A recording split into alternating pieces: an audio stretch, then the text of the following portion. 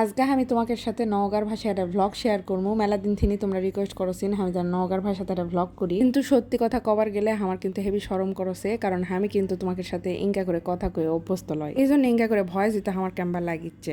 তো সেই দিন আমরা সবাই ছোট বড় বেটি ছেলেরা মিলে একটা প্ল্যান করেছি, একটা রেস্টুরেন্টের যাবো সবাই মিলে। রেস্টুরেন্টে যেতে হবে কারণ সুন্দর সুন্দর ছবি তোলা লাগবে, এই জন্য আমি আয়শাক বললাম যে যাবে নাকি। আয়শা তো এক পায়ে খারাপ, যতই আমাকে সোলপোল থাকুক কিন্তু শখ কিন্তু এনাও আমাকে কম লয়, সবকিছু ম্যানেজ করে থুয়া হলেও আমাকে যাওয়াই লাগবে। আর আয়সার তো কোনো জায়গায় যাওয়ার কথা কলে ওই লাফাবার লাগে, তো ক্লিয়ার আমি চলে গেল। আরো সবাই আসার কথা, ওরকের জন্য আমরা অপেক্ষা করছি যে ওরা কখন আসবে। আর এদিকে তো এত ভিড়ের ঠেলায় বসাই যাচ্ছে না। এই রেস্টুরেন্টটার নাম হচ্ছে পাইনুট, খুবই সুন্দর একটা রেস্টুরেন্ট। আর এই যে টুনটুনি দেখিচ্ছ এল্লা যখন বাজিচ্ছিল বাতাসে এত সুন্দর লাগিচ্ছিল সাউন্ডটা। আর এই যে দেখো কি সুন্দর একটা অ্যাস্থেটিক রেস্টুরেন্ট। আমরা কিন্তু বাইরের দিকে বসেছি, আর এই দেখো আমার পঙ্গপালেরা সব চলে আসিছে। একজন কেউ মনে করো যদি সেলফি তুলবার লাগে একে একে সব হর করে চলে আসে। আর এই যে দেখো দাঁত বের করিচ্ছে, আরেকজন আবার করছে আমার ক্যামেরাতে লিচ্ছ না কেন, ওকে এত জুম করে লিছি যে লজ্জায় চলে গেছে। পরে পরে আমরাই মিশাই হাসে হাসে যাতে এমন একটা ভাব লিচ্ছিলাম না জানি কি আমরা গল্প করিচ্ছি আর কি কোন দিনের শো। বন্ধুত্ব এমন একটা জিনিস, ছোট বড় যে কোনো কারোর সাথে হতে পারে, তোমার মনের মিল হলে সবার সাথে হতে পারে। এই জায়গাত কিন্তু সব আমার বন্ধু লয়, এলা ছোট বোন আছে বড় বোন আছে, সব মিলে আমরা একসাথে গেছি। কারো বাচ্চা আছে কারো নাই, কেউ ছোট কারো বিয়াই হয়নি। তো এরকম করতে করতে